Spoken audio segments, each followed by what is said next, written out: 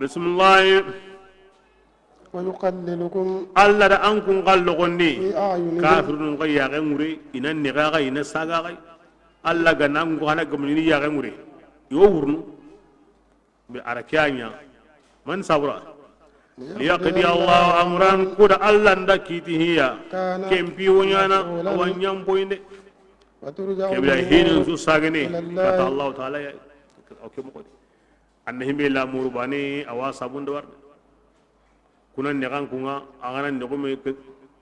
ko elum bile kan ne ko miani do gara kan yana medi wala angana kanu billaha gamaro me da ngurnu ka kenta kabana nanti alla farendo sahaba kere kerento ha kundi gaboyento ngabari anta ken sankini awo siranu ni sahaban ti ali wadi umar ibn khattab wadi alla farende so dantanu ari wara tindiga makan kon kibarento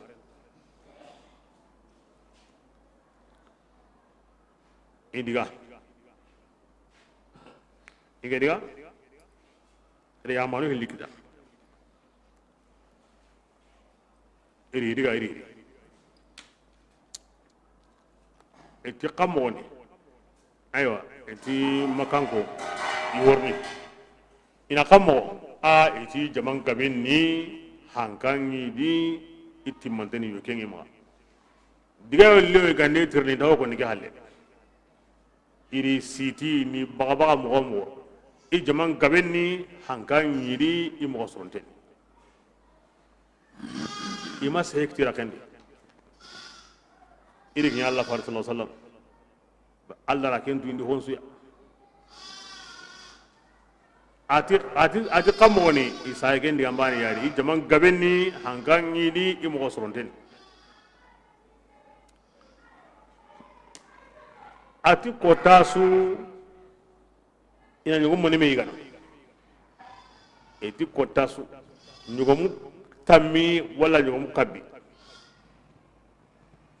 ati kare wara kamu kabbi sere inga bakinga honne wala ugine sere inga bakinga honne parce arabu nulla dandi agana bu kemenga kame sere yani nyugombane kebira angana di nyugomu kabbi kotasu wala nyugomu tammi kotasu ke ngurene kamu kabbi sere takhminan wala mu ugine sere ati kare wara ida kenko na okkan dia oko hayigara jamantu do ken gara bate akanya ken mo yadi yonka e kamu sikido so tamido sikwana maga anda sere khagara do nganda ketu aw ke sankene indari kanwa o hata okay hin to ke kamanu maga halle ira sanki alla farin pintu agun tuitai agutun dagun tuitai awo anne gamu no kulla dan tu kewna ke ay kensu tuidai me ko tanga ma ko ne ngogu bilengi do sta muginga e anga na ke ko ni jamandi tu gine serani alla fare nyime tu kunwa a surungo kanna de ay kamati na go sereda ime ko ndatu a kendo serdan tanura tu ke mogodi sere anga na mpi da wala mo alla fare mpi da wala mo a so sorna maga ko wonta bon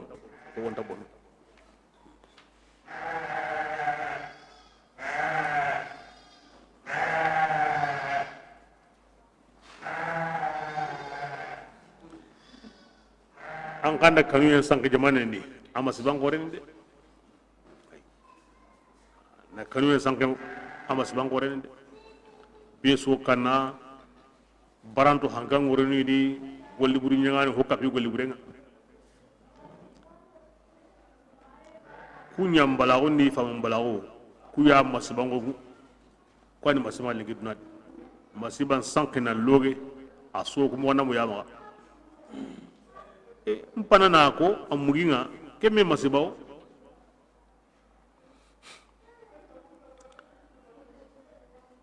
serebanen kandango ke mogodi deben kandango ke mogodi jamanen kandango ke mogodi kandanta ho kadi ay be so asankene be so akonni bismillah ya yemmu benu kunga tongonni idza laqitum fi'atan gilla wanda jama gemmalle magu kebrenga kasabati alla tongone badri khallen ko kenye me ketara akeda alla o kramundini gajange mo wona nya kammo kahirin ga gabo mo islamino kasabati bane wadhkurullah Allah hinko na gabondi hillo aw sinan kunga agana takke kita la'alla konik alla ganda ko li tahqiq hillo wa ati qara alla batu ala fare kama gammi suqi ado min gandini anda kinya bani aga qaganta gununde aga hankim mubakane asabani Allah taala aw kappa sabaranunga wanyimi jama be suganda katake dabar na aro menaga alla gara ko mo be la allakum tuflihun aw taqin kitana ku shartunu angara ku fuyi bane haju ngo bono islam ni kundwa idi logensu alla gana himbe kida bane yo kinya na khatwatan harfan asabati qar alla hinko katogoro alla di faran palle ay mem ma me sori ngana ti fashil alla ko no qur'an li tadanta no atanagato anda dangen ken inshallah mata karabo asu awre mane faslu ngre mane haju suro mbalawo aram kandi awre ni kini haju suro mbalawo ngara wutu ho kanne har bane masuradi ane hengu aram kandi angoto ne fashiltu ngara wutu himbe kanem har bane maswali har bane asusu har bane maswali kenya wuran arab kanani al fashil manna kenya serunga me sogi islamino nambugulu allah di faren batte islamino allah hinkuni mbalago islamino sabati mbalago o anda ko dabar bane o honta sorno arbane e anda dum munange njonda ngo doro an sabati wa amani sorna ma sonu gonda goro doro nga golo horndo bateni de ay keni tabili ngade aywa angana sabati ko allah hinko Allah hin konni yang kambar sarenga na komento ko Allah hin konni ango kisina nyi me toranga ango kisini bulsa toranga na Allah hin ko na Allah nyaga ti de mandenga o ti badri Allah faran golle ya hayyu ya qayyum sahaba no inde birandi kurem birandi igolle Allah hin konni nga Allah hin konni subhanallah hin konni alhamdulillah hin konni Allah akbar hin konni Allah faran to konni igolle ni kinyi kebrianga nan tokoro alla di faren bati farenga kasigere kama abuguere anke nan diga doro anke nan diga no alla faren tano ko tasu adinan kanange be gawno kenye ni an alla farenga nan tokoro kemballe ngada buro kemballe habin da sorno kama me futu be sutinya yongolai habin da sorno alla ganna watenko awa sahare nya ko ni do ke watende sahare a hayra sukanda habi ngama so maninya na idhabu rih e oda ke golle qoore nya o haju masro o su hange ngo baka hange ni maniya e awtini hindi mo gondi e am panka anda ngorello honni nanyun killara kenga am paju masro e hanga angore mbono minu kara kunkara kebira nyimi hom pangi ngana bugu bane kenni honna hanya mandenga alla da ke kuna dalla de ngatu sisa jaja hon so la hini hangenga jaja ho ahanken suganda bu kenna hinyi mandenga konsu kentu sisa to akurumbandi konsu wala hini hankenga agama kita haju ngobonno asuganda bu haju ngobonno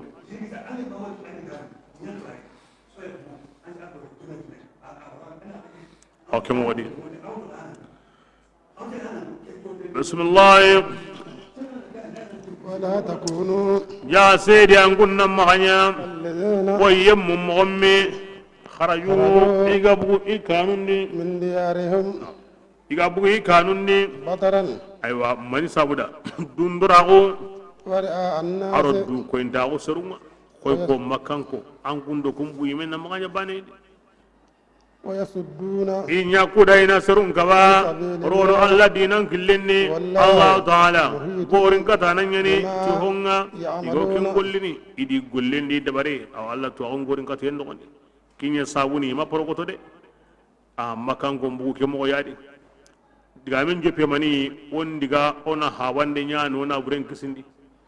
haren gari na buren kande na buren dangi katono aywa ora ko daruma darume oti anne gam da abu jahaliti on ta sagene moga diga badri ona diga konci mini na nyugo mum bora ina timini nan sugu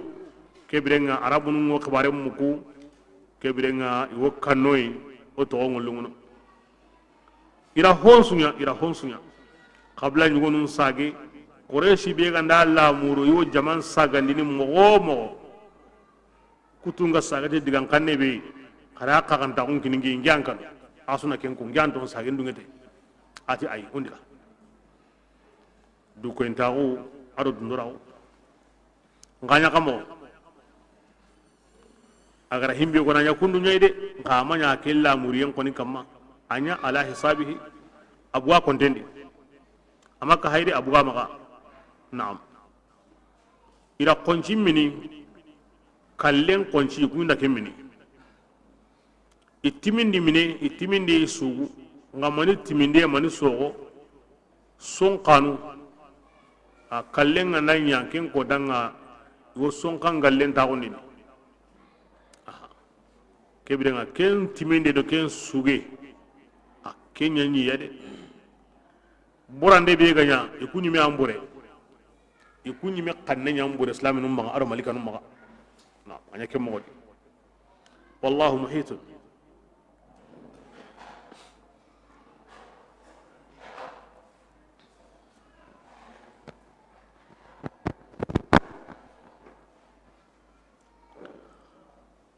la ilaha illallah bismillah وإذ يا رسول الله ان كنا نسمي غرني منا بين الشيطان شيطاني غسرم مغني لهم ايوا مكان كوندغني أعمالهم يقول لي بركويا كي كان نيما نغوي وقال ابليسا oti garami war ko tabe o Allah farin jambana anyino ara kenya surondi bo badri ko tan qari awanna gamundi bira kebe anna gamundi gemme ganya ho suriketa anya digay nyi wajibi abu jahal la kenya surondi nga keta deben pinyani himbe gari sigi kem pogono de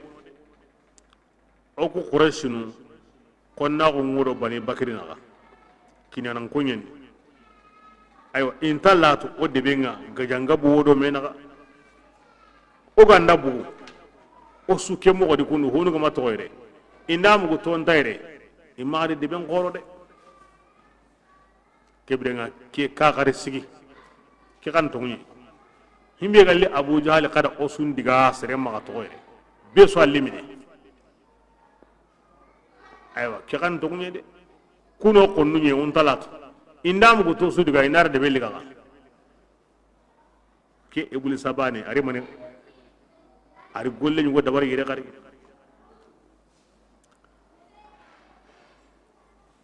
ibul da sede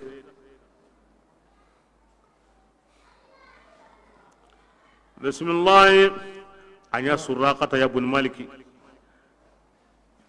وقال ati dangani لا غالب ati nindananta لكم ankun qurayshinu da lengi lengi من gille الناس qabila anta taga kiri yeri himbe garawa وإني agaw kanna bani bakri yayi kebirenga nke جار yarun kebirenga awangeni kisindanai لكم aga dangani qaringe lahidun nogondi nkeni suraqata yayi kebirenga nkeni kebange yumangeni alla faren kono konna wunya gande o suwo kendi kebirenga nke gandati serem magari serentarni imi qaw kentu suraqata gandati serem magari min bani bakri le serentarni ayille na kinga ken kotanga ku sabure sugo baka mogobe ndiga alla faran kana mo honda to ko halde abureni bismillah فلما ati birambe رأت ni الفئتان jamanun billi garambe ni qurayni islaminun jama kahirunun jama langire mi kara malikanun ngari kenda nya kitengo harsu kitendi ibn hisham baski ati ondiga do min gemme wagadi awodi batte akitengo harsu maka aywa kita aru shaytanu li ibn abbas tikunu ati badr koda malikanun ngari mogobe ibuli sakharo shaytanu li darapo ngama ari dunya komi annaki hamni bani madlaj kim pagati kanan kon kiten worno me kitendi woterne sapando me naga wo gele lemun sagondi aw kem mogodi bismillah نكزا agara malikanu ngari a halambu على أقبيه itanji ngode وقال ita dangana nya khamoga ke min birandi o sigi o kallendu ko anke ngo bakadam palle ari kanne to إني atinge بريء ye bari منكم ala hidunga inni jarun lakum mbugadi nda ga billahi dunda ga win qari handi mbugadi de mako bismillah إني eje mani sabura atinge أرى ما nge ya ga go himbe لا an ترون kunya kan takinga parce ara malika nu ngari إني atinge أخاف mo الله kanna Allah mo en palaki والله Allah taala شديد yanga العقاب kate ko den tunganyani aywa Allah hagara ke jate ne manundi iblis sarange sagonde halle makkan ko nga isumai baka kananga qorubi agari karini riga amay suktana nka kenda hoy wala muru Allah da hoy wala muru ibira isun kata bakarini boke sawo mu iblis ayadi ari bono ninde ngayan kunda ne may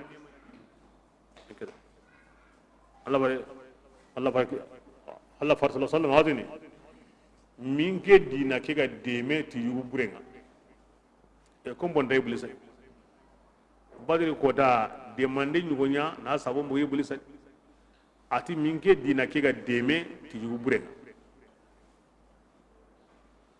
kenta kurenga ma dina ke dema honu be go lengi yugu sire ma da barde wa sayna rajondi islam nun tawngadi kuna da bari yugu bure ora heji ko tabana mo kene maka kuna da bari yugu bure wa duna la ya sudi kuna da bari yugu bure kebra ke dina ke o dimine ati yugu bure badre ko da ke Allah ya gara jate nema yugu bure ngara golle be nya pour makka kahirnu sugo bakana limo be Allah ya gara jate nema kebire nga yugo gure ngollu ku nema nyani de o kana gati nema nyugo anga na wara yo kisre ni aw walladi anke nya hodi anga na wara yo kibure ni ka aw walladi anke nya hodi ya wala Allah kufa o wa tunu ke gade daiman iblis anda kuja kan tatahini aw bakka quraindi anda kuja kan tatahini aywa dunaru la rasulullah du simana na hede anya gantai ay kitam farati bari'un minkum mbara galla hidum mbugadi wala ku digan kanu hilli ke ko dangal laga banani nta ke muko serenna ko ira kendi arabu inni jarun lak akalla killa ga banen ta ko ni gari inni bari'un minka abadan ta ko ni serebe wara mo kanne ndi wuretu an ko wuretu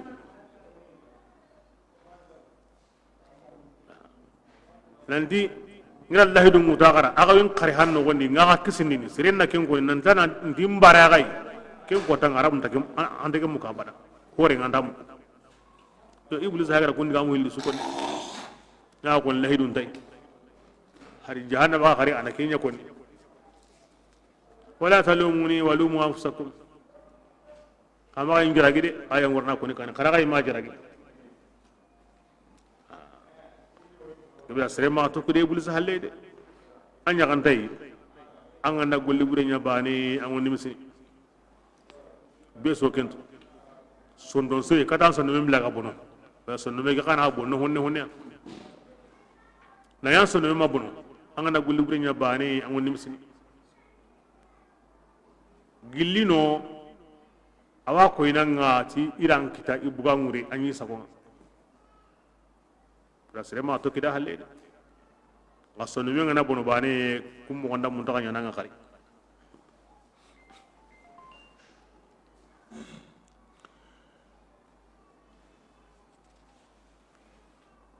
iblisa al-la'in lahidu mutun dengada nanti antakalla mafutandi hanan kota mi iblis al-la'in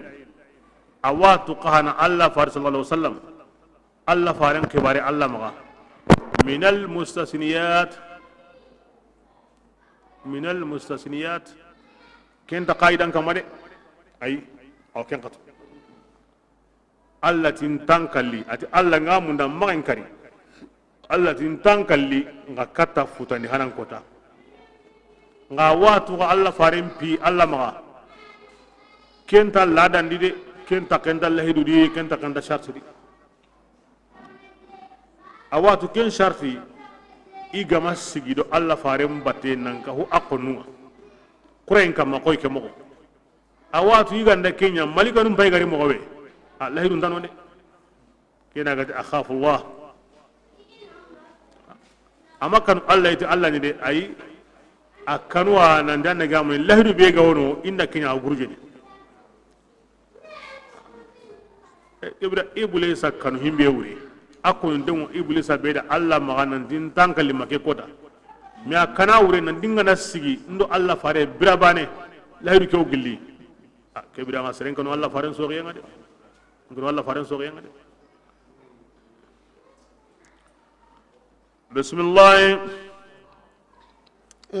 بلن سما يقول المنافق مناهن غاتني ادو يم غاتني نافقا غاتنغو كون سندموندي غر هؤلاء ادي وتني من ودن كودينان كوني دي مرسا انغون جمانغا به ku jamanga benni annaki hamuni aga bugu kamusikido ho taga do settinye tan nagatire ho Allah farena ndigangu ndege kampalle nga naga marsati Allah waga de mana qurayshunum bugu ibugu mogondi kendi wurew me ndake koni kendi wurew me qurayshunum bugu ibugu mogondi an kunta sagene tan kata wa na himbe isa ondengi dinake bokke madina munahanu kya konni idiga halle badri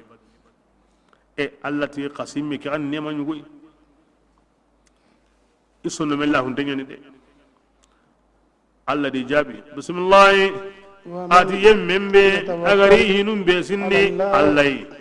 Allah ta'ala ninda nanyani Allah ni gemu ninda nanyi agara hinkini Allah huwa al-ghalib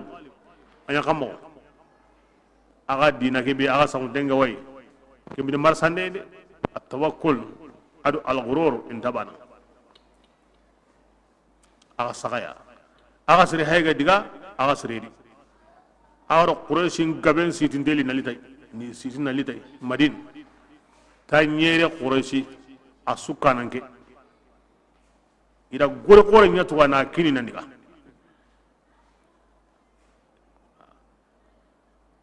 bismillah adi biren simma ولو ترى يا رسول الله أن غرندني برامبي يتوفى الملائكة الله غناسي أو هنسو يغنكن أو همبي غنيا مكة همبي غنيا كورلي مندو مينغا همبي غنيا مدينة يدغا حلي منا هغنونغا وكيتا أو سهنودا همبي نغا توغادي إي كارانتون دي كارامو مغو بي غنينو أكين غا يغنكن ati biren anga ngarindini birambe يتوفى الملائكة malikan nga fatinini yemun nyonkinga kunga kafirawo يضربون angani kingali Allah fare anyi hore walli de kahirin nyonkira mugo malikan maga ati malikan ngo katundini وجوههم kafirin nyagallakenga وأدبارهم adi halleyati megangumanga وذوقوا inati dangani angkun nantemi عذاب الحريق biye nyangang katayenga anganda kingari Allah fare kenni hore de kahirin nyonki mugo mo mpay himinu ka togadi de wa kemo yani ذلك meganguma be gawo malikanum maga kem pagati na kahirin sampatai ayon kolandi ada tinkambendi angana duna angana sagundi giden kama duna gide su kama bane na saga kama bane akoto mo buru au karne na sampatai hede na saga kama bane au karne bismillah ذلك adi o hay gara kebe yangan gate be ko ni kahirin karam gonde بما manna sabu asabu ne honye قدمت ekki أيديكم tungara kebe nyade igara golle be nyana wari du kane de nyana ke wari kane de وأن anna to Allah taala alla manya Zallami titu nyunde tungai lil'abid. iko munna de akuni gara liga anda nyade kura sirin nya takentu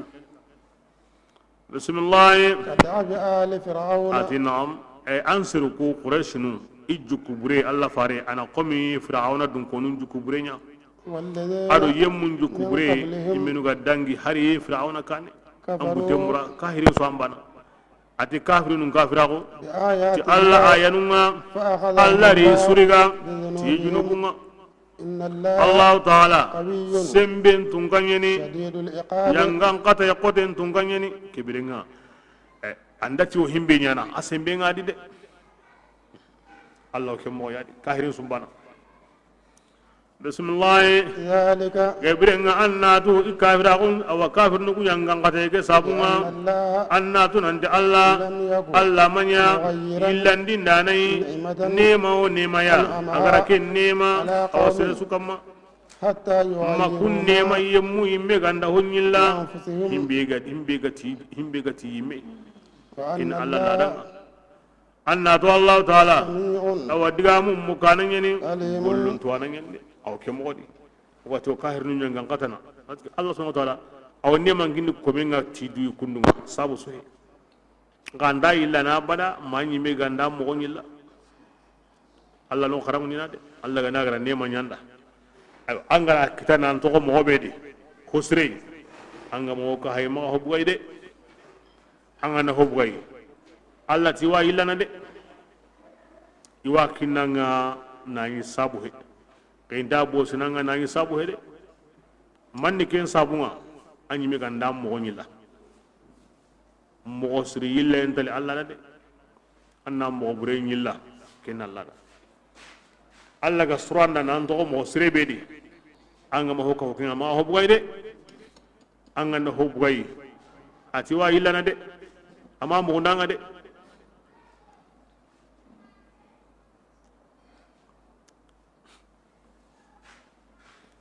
ya sabu ayarun konni kundu a warni misali go ko da makata kane yugo kaselle mun siki warna ko da makane bismillah كدعب آل فرعون ke koni ko tanga ke o tongono makkan kon kama maske makkani debe aw tare bedi adoron ta ngo be so maga serenta keniya kembi go yana no konso inta sono commentar ni igolle ni jagunde ni makkan ke nyimme adi matandisi ilanda bu makka makobondira ari nabure nambu makka makobondira asu asirentengu angate okuni makka setenye bane anyime kenyo kebe worni gage mu kunsa worni no beso kobondi ibra dungo baka ken e ango golli ni motanga ma himbenya kembale a asirentenni beso go kanna himbe kennendo kharendo goloba kentango gitan andigante annaburenta bosinanga allinte anyo kenta bosinanga كبرنا كنه قول الله لكن يدا أطعمهم من جوع وآمنهم من خوف e alla faren gari ke kompe kaman faren yani kompe be aga daron ta kunga wadi aga barakenga aga ran neman bisirin Allah de aga ro surunda naga aga neman bisirin Allah de kiya sabuni gilli kenga joppe bane alla faren ga bugunan digam madin maka makharik ta khari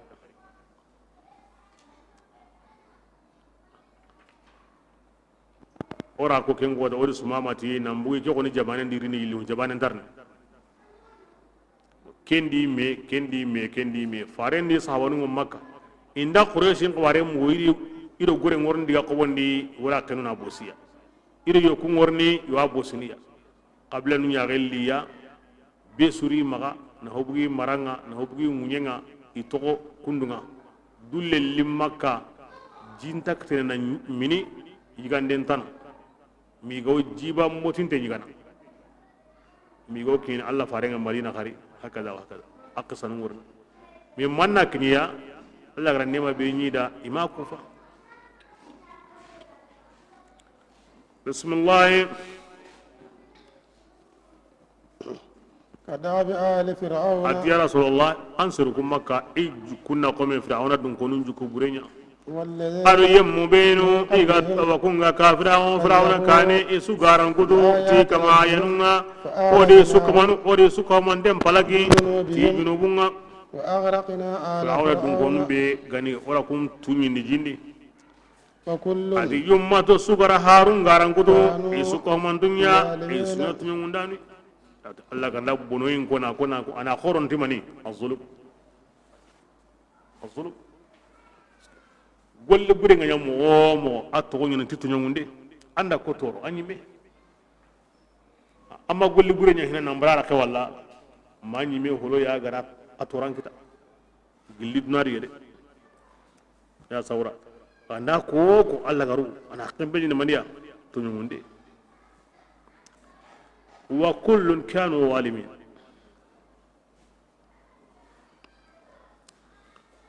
بسم الله إن شر الدواب كقول بنو قريظة الله فارين غريم مدين إن الله يدون كني الله فارين إلو الله فارين ونتانغ جنا لما ديمنا ما هو جا لما ديمنا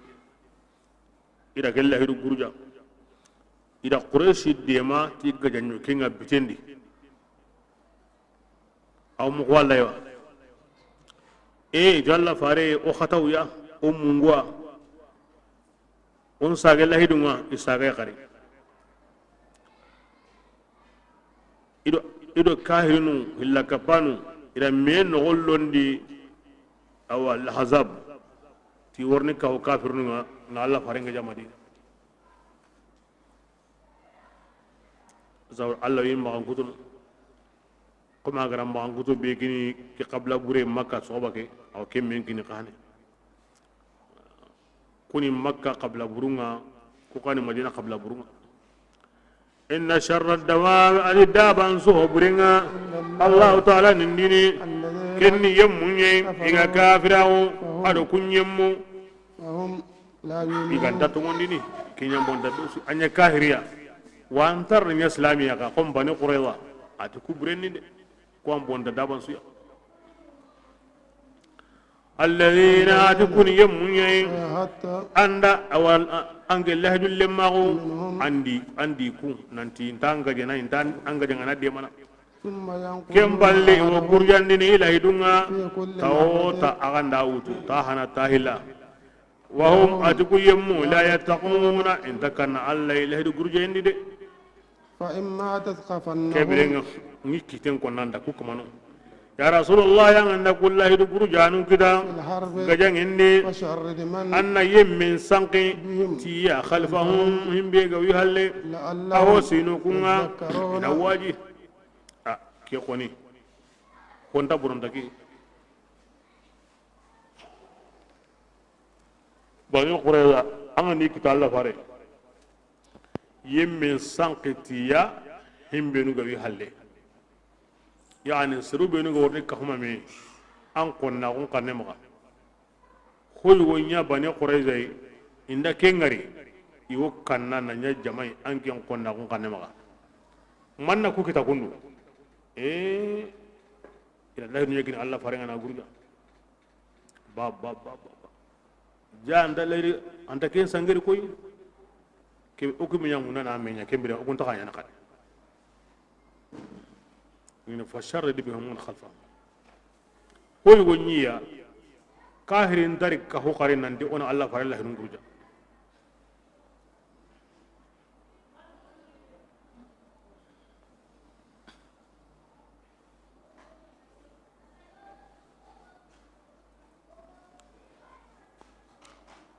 بسم الله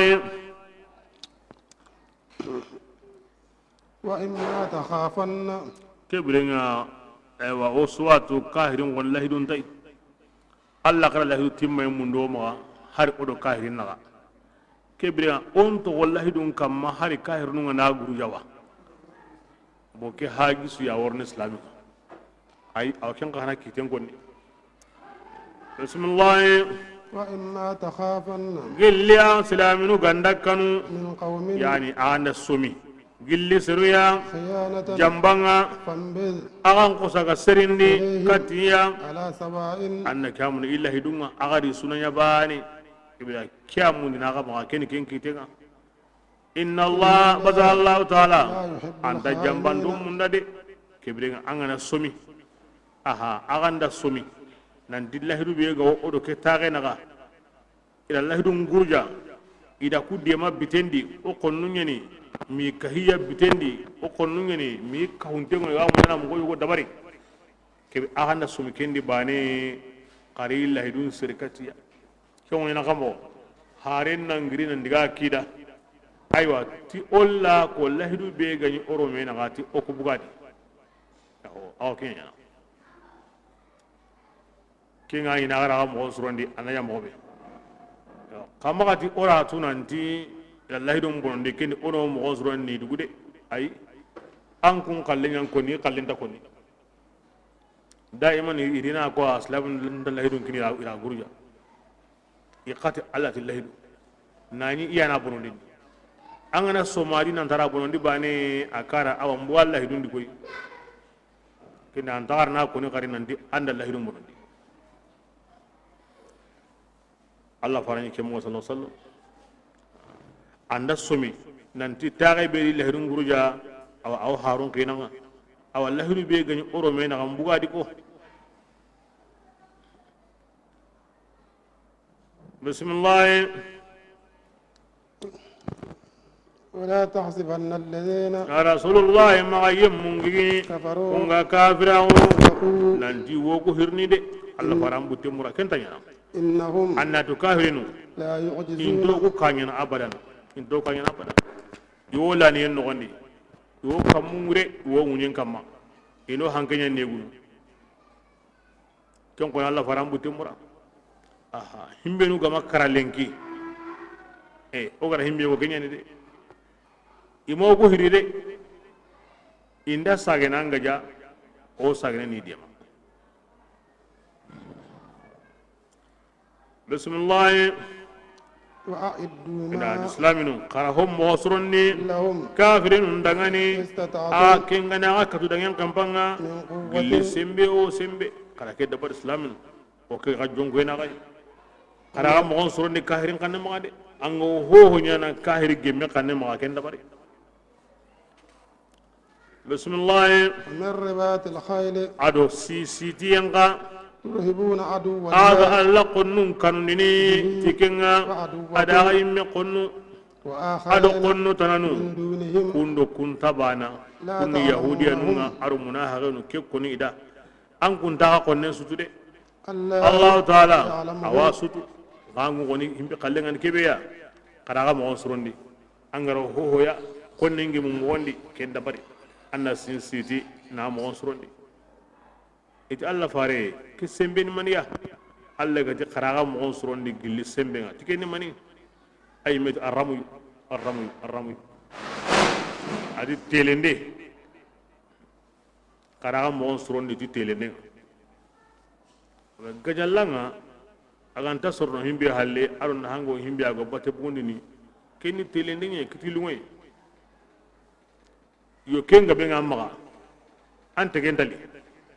ana man sorno arramu tegelinge bani gajallanga ampasu wujine yugo himinu tegenga dali kibida kara tegelinge ngabonda gadi kara tegelinge ngabonda gadi kara hankan kini kenga nanya bani anime ara wuta kane maga bunne na yira kita marahan na yira kita ka na yira kita me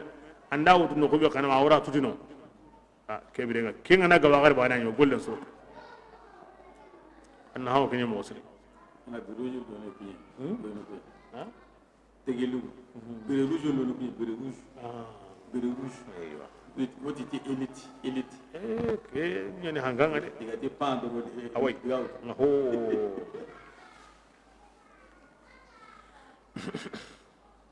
bien perde por azim Allah farim la fatari ati hankabe ga jallanga atikin arabu warandi akoma alhajj arafa hijni arafa yayi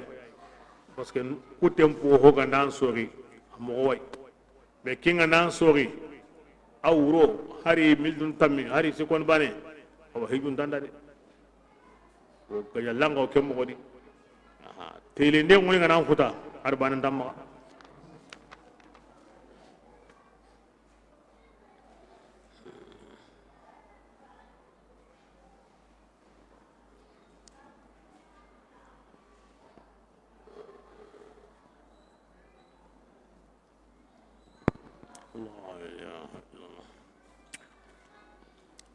kajengen dasrono soromari halle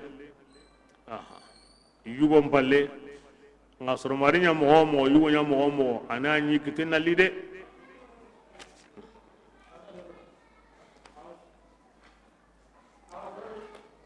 bismillah وما adihim bene ago kenna fagana illi honne honneya allah taala killinni allah ken barajen timmandini agadangani allo mo angranya allah sabuda abarajin gabe ngono de atora ayabanendi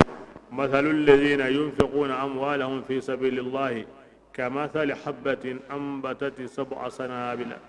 fi kulli sumbulatin 100 habba jogori bane kare jogoru nyeriya kunci bane kare jogoru nyeriya jogoru su kamen hunjawai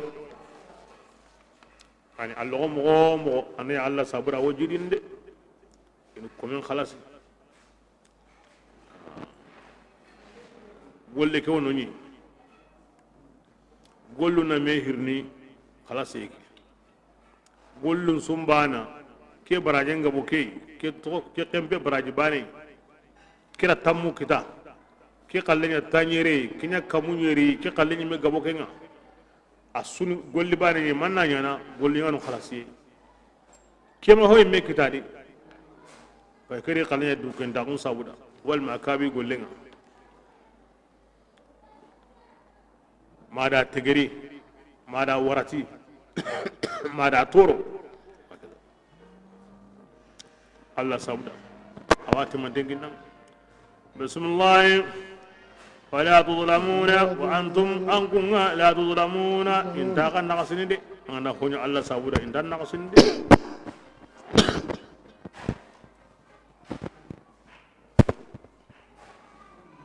بسم الله وإن جنحوا يا رسول الله قن غندا ميلي للسلم كاتا جيمون دينغا اون جيمو هيدي ونا غاجان سيغندي فجناح ان كان ميلي لها adangani magabara indati kona to kundu onge muhidi ay magabara de basia hono de aya ki tengri ti kaha ayanunga hondi ay akite ngono basa awono har sisa ona sulhu dabari hodo menaga awono bismillah wa tawakkal annam fi nungini allah ta'ala sewum atigi ayani digamum mukananga aw gollun tude maga kanu nanti kahirini indati annaka hamundi on sigi hina on maga honya me irni maninya kumana me dabari ay ma kanu ke mure hinkini allah bismillah wa in yuridu an dani ila lamuru tinan jamba yani kebe go anga simine himbe ila lamuru o gandati umma gaja sisa jambanya ni de ikamane mo on so ne ken no nyedi anda gaja sisa allawiya nga indati ona gaja ngel la kaware kamane mo gonya surone ginde gara kenya lamuru de wa inna hasbaka ya rasulullah an asanga atun allah Allah ne kamaninga adankin dema ran yidati demandenga aran yidati mu'mina nunga aken Allah yang kahumandi nan domindi aga sondo mundo mena wandini anganna hon sunna fagana kenga munyindi asuzuzu amma ikata dominde nyana sondo muguro mena wandini Allah taala ahayiga gemundin ayiga domindindi sondomundo be nagandi ti lani henga Allah taala nindana nyeri gemundindana nyeri udan ma kanu ke mure ay itongi muhidiya ikmani mogonya surondi igawatul labiyani ay ma bara kilo bane ke sumbana anki ngana bara inan kallenya konni an pinto Allah mamani Allah gati indati ke ti yaho atoki indarin kanne maga ati ay ma barakinga de Allah ran de mati de mandenga badri kona nyida Allah na nyida kewda ke Allah bane wono aran nyida ti de mandenga aran nyida ti mumnanu islam bane wono an karan gikillo Allah do islamin ndi Allah ga di farenda tani gikillo Allah do islamin ndi kewda islamin nga ho Allah yo imaka hay Allah yani awa atoni Allah akinyina nyidati de mandenga ado timumna numa ari mu'jizan go koy kene mu'jiza gore Allah faralli wati agari tagibidi kota bega nyino agabeni de yahudiyan hilwa madina tate awa kunta gemme madina yimme awsudo khazraji unta gemme quraishi do bani bakri inta gemme yani ho gani yunkola qoro hilya kumay gemme yunkola mi sunkutun tagante ngo kudo mena banen sere bane garo himbiri bane tagarno kendi ari na to himo ke mugadi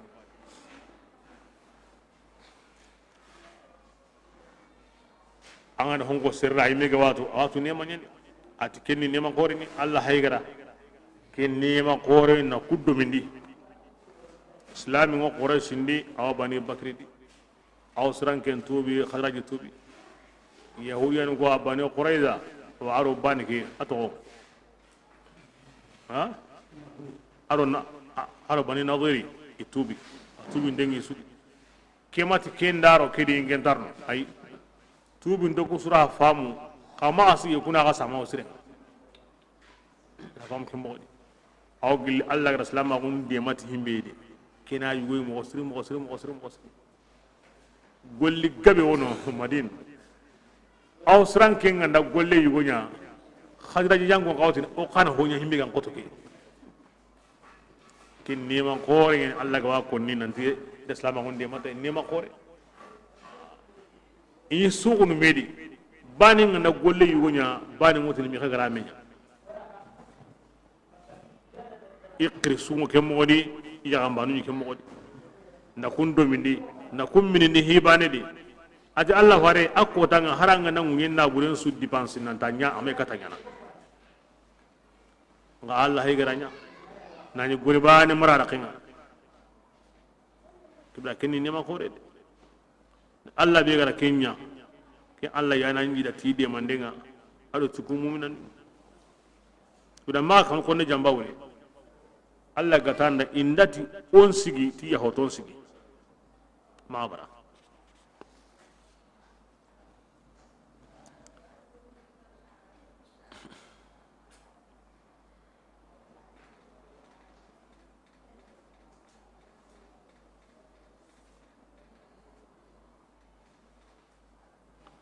بسم الله يا أيها النبي يا النبي نمك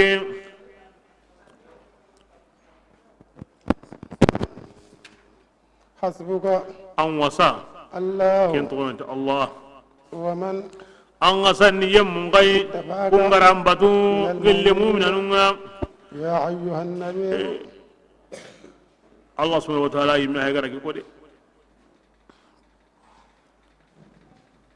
حسبك الله ومن اتبعك من المؤمنين يا رسول الله أغرى سيبي قصة كما نانيك الله راني دا تيدي مندنغا أدو تمونا نونا آية تقري يا أيها النبي يا للنداء أي للتخصيص ها للتنبيه النبي نمعرف الله يا النبي نمي أن وصني الله أما كان بيدكين هذا تارو هم بينو غرام بات كبر الله كنتو نكون كهيا أي أنا كندرون تاونيا كوي سيجا توكي دو الله أنغا توكي دا فارنغا الله ران دارو ما نانكريت الله فارن وسا الله غرا كومي بي دارو ناكري تو بي ما كن تو هوندا مؤمنانو فارن باتانو الله يمري كريت الله فارن وسا كن ديغان غورنغا دي قلنا حسبي الله ونعم الوكيل الله يمتي الله فارم وسني الله ادو همبي نغرا باتو غلي مومنا نغا كين هي قوري الله غرا مومنا نغا واتو نو قري نانتي الله دو دغامبري تيكن الله هايغرا يكو مسرون كهيا يري الله فارن دي ماندندي ادي كهيا يري الله فارن وسندندي Allah do o antorin kana ngana himbe ko andani Allah da me ko ko bure hede Allah ya gaji Allah farenda ya ayuhan nabiyyu an wasanni Allah adu mu'minanu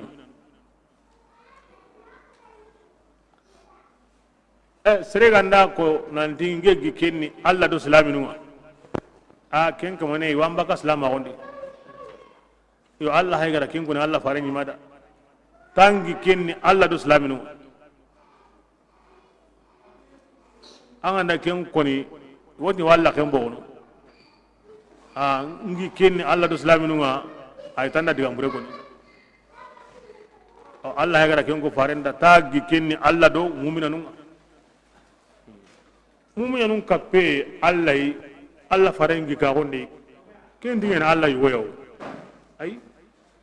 Allah di sigiranya ko jadi sigiran paka da sirika ta Allah do islaminu amma diga mbure ko bismillah ya annabi nimmege anna mu'minu anna ya marini su gajangen kamma kafirun gajange i warai anna bit targhib wa tarhib anna barajin kida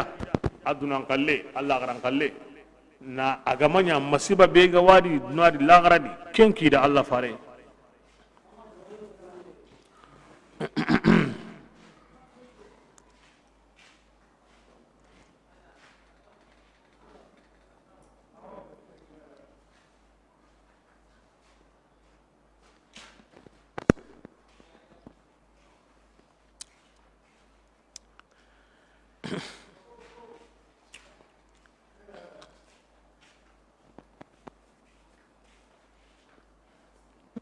بسم الله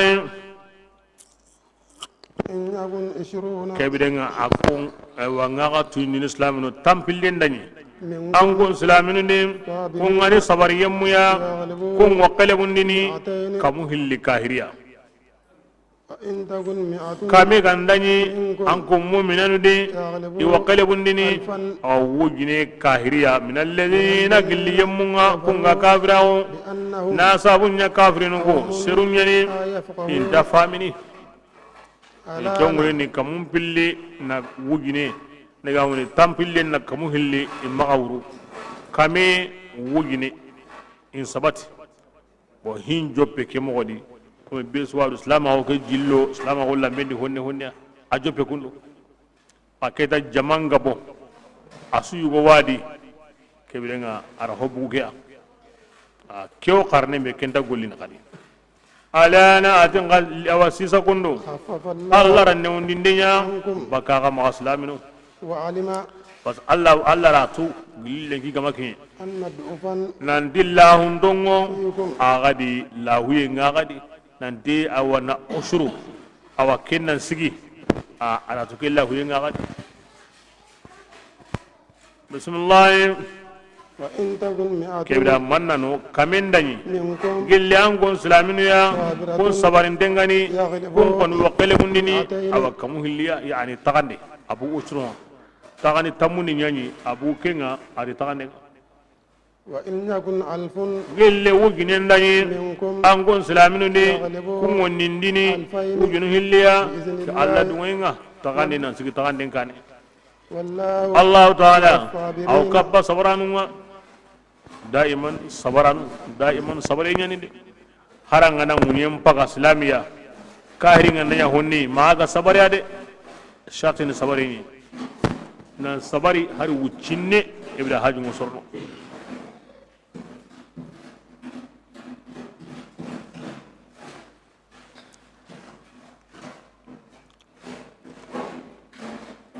isage iri madin iro tanyere kanankire qurashindi isitinde idi gari allah farenti awa sahabalunda aywa ona nya kammo abu bakar ti allah fare an serunyani de an pabankarun kunyani nge kon himbe gallingera i togono ayugonundi himbe nda tubi kenna tubi aywa maganga sare nyugo koni ina kelliga kebirenga onda kelliga kenni nagurenye ona hanga kita tikinga kahirnun kamma omaru tinge koni warayenga ni kebe allah fare iran kuta iran bugu debendi nge koni maga itintondi woni kannen kutu aqil kin aliya ana kannen kutu abbas kin hamzatu ya ana kannen kutu anyi medan kude ku andan ku habanu be haike anyi medan ku habanu de e sukana makka sukana ngenni ko ay anyi me karungo ku kebirenga ko ambon tabesu ime be ga amma ayre ikini yeni yon kala kutu ke ngwe ne qilla maknya kutunga awara wa haremendi ko ke koni nan seren nyon kolan kutu nyan kandan ne ngaga maka ombugu madina kampalenga wona diganyu wo hay himbe soanga bengani komi isi tindenya ni oni wara diga kedi na yimbe lay ko ko di yankoni aywa alla faran koni kuru ama hokoni aro aywa jamandi honunati arini umaru diga menya golli honunati arini abubakar kallinya nya honunata ga nabugu rawahare men kallinya nya na uce ga alla faran bu ati jama allah taala awoyugo sondome mogondini maga mogon takatinga ana yugo sondome qotondi maga qoto dina gidenga ngom misalin kin abubakari anki ngokomi sayyidina ibrahim wa konni allah wa masalana odangani ti ibrahim ti serebenda tokidim batte kenni yugoy himbe ndin kuta allah angin kafarananga anni hinananga yani kini sondon kanayinga na an tampindi nan siti na seri yimbendi kun sere banu an nanti aywa allah himbe woni ga bara anyani ya hananga ngene kafarananga amma ti allah ni riga amma tani halaki amma ho kini sondon kanayinga adi makomi nabillahi isa misalin kan bira kebe alla ganda isa tirni yalli anya kammo anyanti ina anda manya kamanewa awdi gamen no wonde alla ayati isa wotuni da ankinya komuni alla an ganda yahi maga anyani nindana nga anyani gamu nindana nga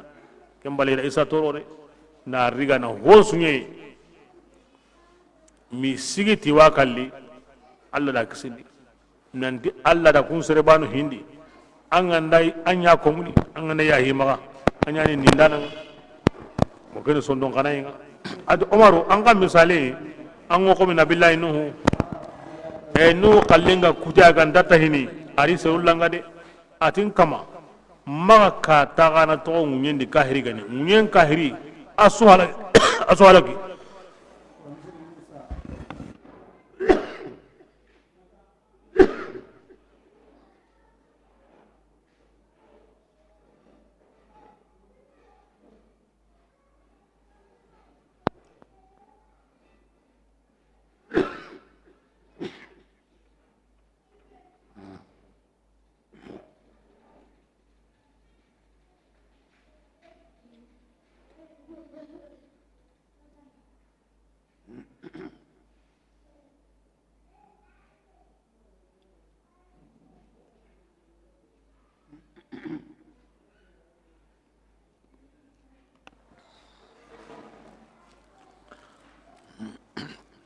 ati umaru an misali an komi nabillahi musa ka andi akana kallenga mattahi aro fir'auna naga hana hilla sikana ata masegu kabuni ati allah nganya gana an kina naburun kini ya allah kibe inna buruku asuburunga kenga nabugono isondo mun sidi imaga tongonde kari aywa kan kali misali buranga ko sere ga ibrahim ay ambono ngaya isa ya ambono ngaya nuhu ya ngaya musa ya ambono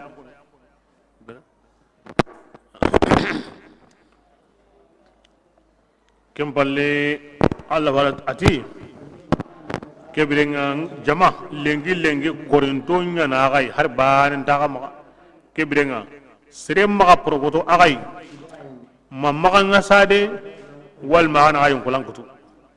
kebirenga aqomi agari suka humami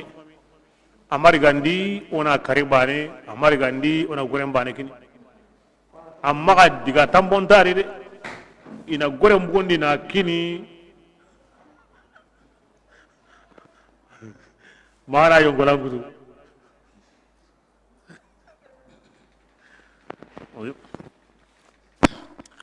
umaru ti radiyallahu anhu ay ma la min ati abubakar gara himbi konide ati kenya lunga da nge kalle kama lunga da ida manga sare liga tanyere awa yugo bane su tam pilli awqiya akange hon wa konni ti yugo bane su tan nakati awqiya bane so gemme tan nakati dinari ay aga bende ma basu bane ara tan sege yariga kenga ayime bane sabara pa umaru gati annake hamdu ko ambon tabesu ko ara nyime karun ko ngari kane abbasu da ara nyugo mukabibura badrin konda akko tanga ki ara nyugo mukabibura adi allah fare ko ambon tabesu ke sabara kale ara double tasiko on kentu kan أخي لمنينو أقيلو ابن أبي طالب أرو نوفل ابن الحرس أسكي أبو طالب أدو حرس أدو عباس دو الله فارم بابا يسوانا هابي يسو الله أكبر أتي كون غانا قال لي أيوة كون سو هلي غانا أنو تنسجي تغانا كوندا أني مباني تنسجي kusuro hilli kana angi tansegita angi suqa modan kali tanagati ada ku double tabane ara ima kallin double tasko ha di hawari ma woni timengu yaunge ati aywa kenda yin kahana gajangin pakati ila tampileri gai ila riga no kube idi kitela jubani tampille ya magara kelli gai yani himbe gari abbas ko ni bani yanga na kamami aw gemme kamero tan segi aw qiya aw gemme kinga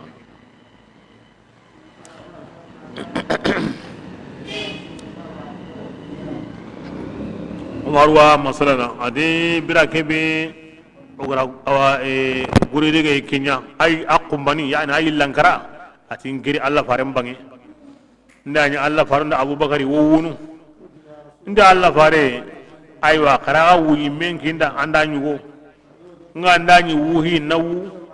nga ndanyi wuhi meka nindu wunde aga wuyen sauda basangu wuyen nangaba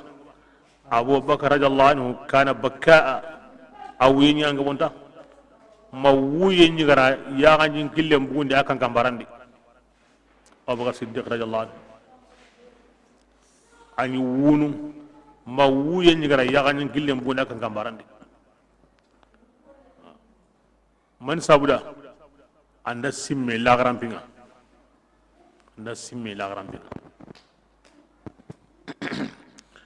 ne yaga njimbugundi lagarampin kannen sabura lagara kota new sabuni wani sira su anga simme allampinga nan kanu ne yaga njimbugundi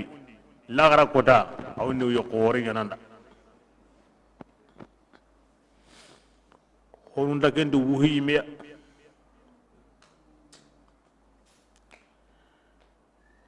ayo ati kebelenga alla faren tindangani ati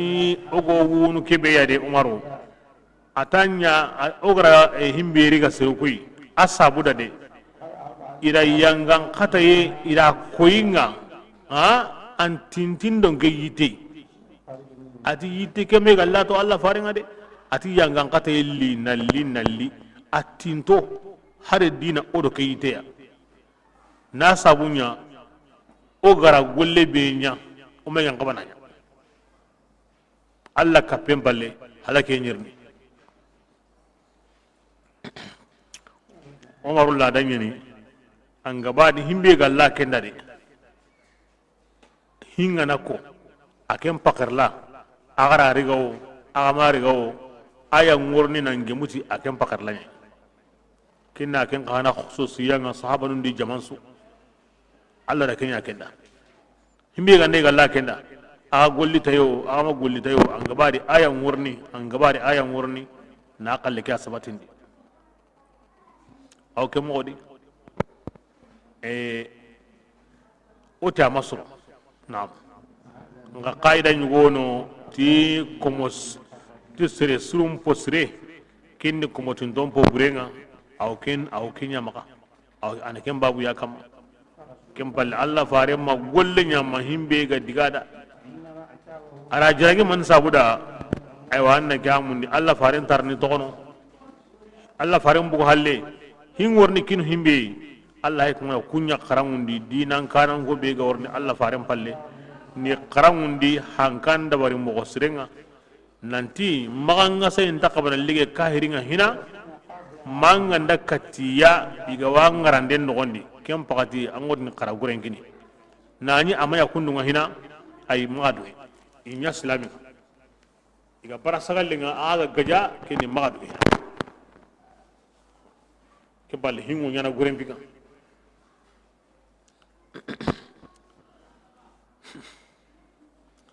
bismillah aya biga yanka ni jaragi nanti amal yang kabana yakundu hina hinjo pandengeni agame guren pironadi kebira ke aya hayke ma kana manya gam baulanda ande be nyime dangani mana burunya ande be nyime ke kitenne mabira nani amak kampangnyandi munyenni kafir nungo jangenni yuriduna arada aga duna yukella burunu tukum magasandinga Allah taala la gharab baraji nyamunda ga dangani Allah taala ayani nindananga ayani gumu nindananga aw kemo godi nani aywa asumanya sago hina ama gure ligana kema harun golle لولا كتاب أده سانت قال لي جنبي بالكينغا سامي الله ينندي قنيمان دعاء عرب منا برون دعاء يانغا قتين يا غمي مني هون سابو دعاني أغرى كينغوري دعاء أقورنغني الله فارين مرا كينيكو يانغا قتين يانكا أتينتوي دين أنت هارين دوكيتيا يوم الله دعاء منتا ميو برون كنا أو الله فارين بانغ كتوندي قنيمان دعاء ولا منا برون دعاء kende himbe ga diganda anga na kenya hontanga nga anya wakati mega kinyina wakeni ken ko tan diga menga hinga diga khom ken hinga tahana nyimai ke aya rigri awrni kane fa imma mannan ba'du wa imma fida ana mana burun kita ke bidenga maganga sade nga diga nagada na wara kundu nga woge manda na gamu na nya komi woge magada lengi golle mo kenya kama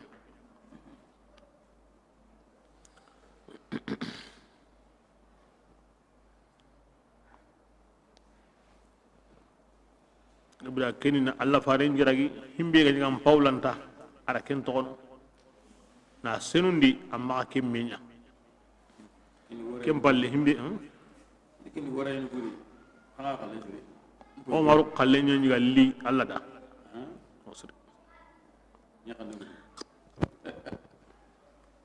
yang kawo nyana antanya na bas se gabi o kuri kumo la ne tubi ko abbasimi ayo bismillah fakulu kebrenga alla tida kayige gilli honga agara ke lagalagana ko adigandenga kadangani asenni kebirenga asuna kanimanya gure biya agara riga karayiga fattaqullaha kanu Allah ta'ala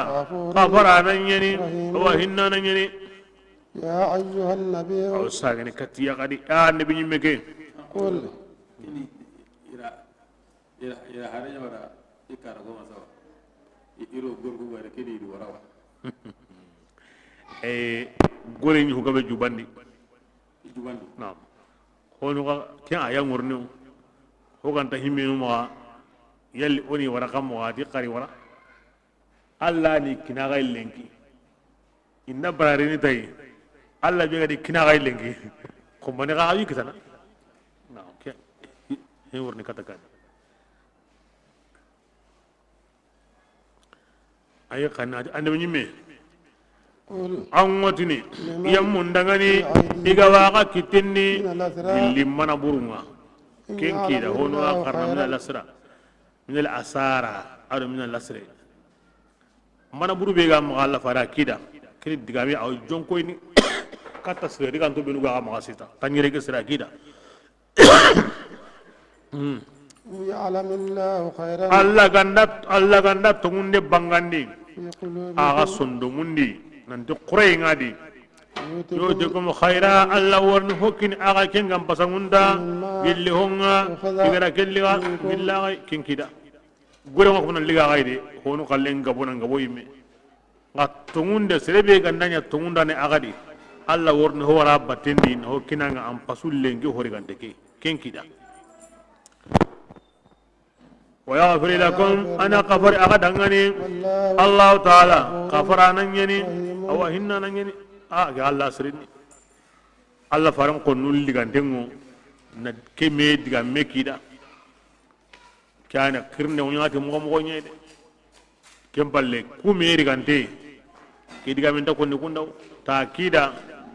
يهايك من نابوري بي توغاني دو تلاندي تاي serebe gandanya tungundane alla worno ho wara baten himbi pasan kallike angara golli bure benya nan ko ma me faren kanne ma nan na bure la rakin ada nyonki aw ya hinadi lakin wala halaqani islam na ngana konnu liga anni qirikata allah diga mo mo de kida abbas radhiyallahu anhu ati ayani tungo goy adi soro be nu gara awa kahir nu kuren nyigandi badrin ko ike takewadi itakewadi aywa igari liga mana burei tan nagati awqiya nyimmaga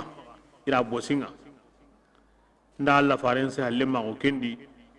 hay gara maga ngasade be ko nyimmeda ari nga kay wulle munda wona ken tampille jati adi e alla farenti kenya na kamo andu gore be bugu angandu de mana o konturu ngatai nda to kamaga de anta jatena di atinga de alla farena muhammadu an woddu ngeni ke tokko ngo quraysh nu nyaaga na ngun kutendi ba gore be hega ko ni sayinge maka min nganda kini ngena ampawa ngena ampawa habe ngena garibu nga ngun kutel samunya ngoren so gemai alla faren de anna ken ko ni goda ambugunte ambugu wati makka anti anka gumenda fadl ba arabun ngo yokina yenyana abbas sore yugo qoren to konti al fadl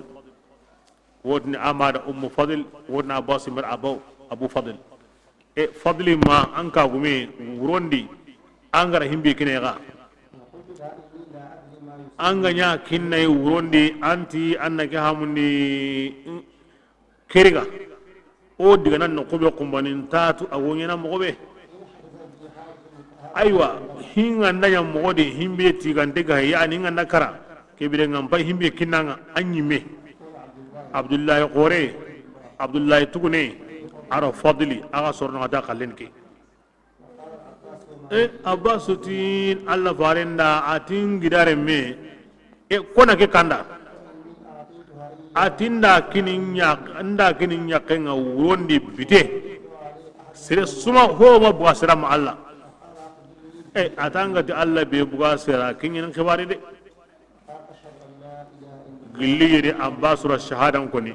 ngo shede ne tungu bati tunganta ma alla ngo shede ne anna gamun anni alla komenyi anna farenyi anni tungundinyi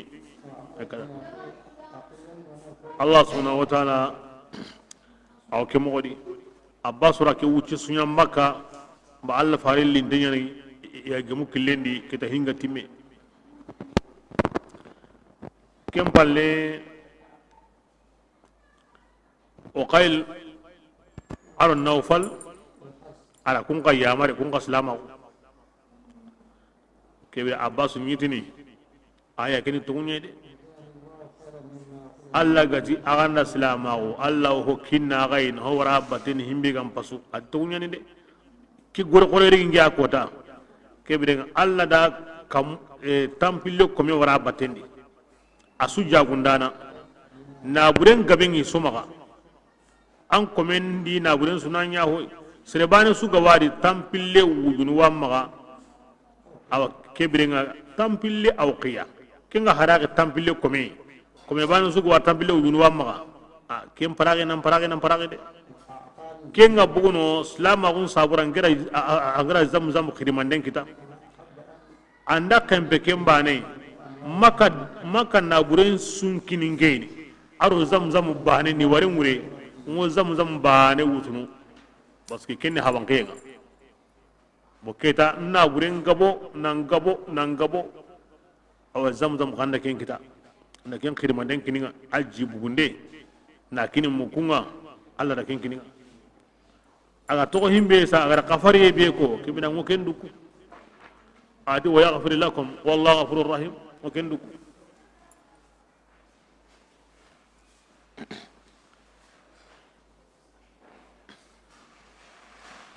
di abbas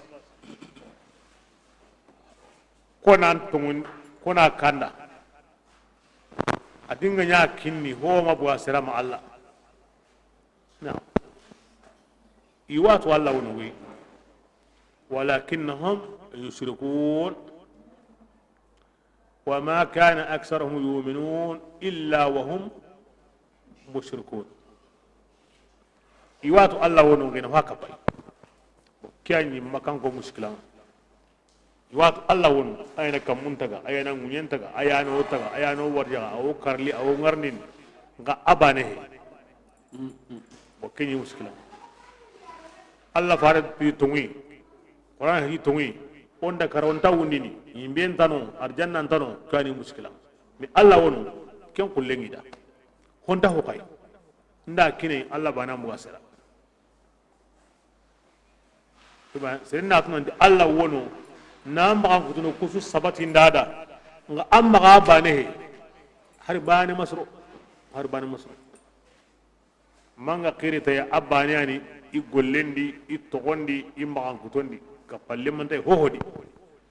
ho su taga ho ango ken konni mo be anyan no gondi kunnuwa ka ken islama anga sagay mo Allah wono ayana ho sutu dar bani so nani amma ga bane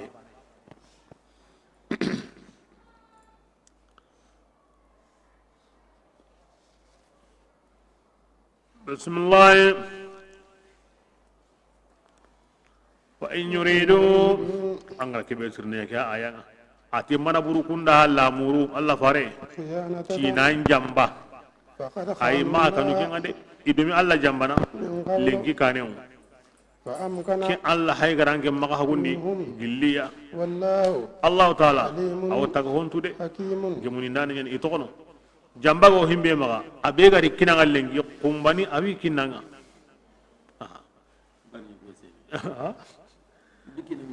كده فقد خافوا الله نعم خانوا الله بيجي دعوة بيجي نجا يرسو بيجي نجا مارو بيندبا بيجي نوا ما يده يعني هذا الجهاز سريع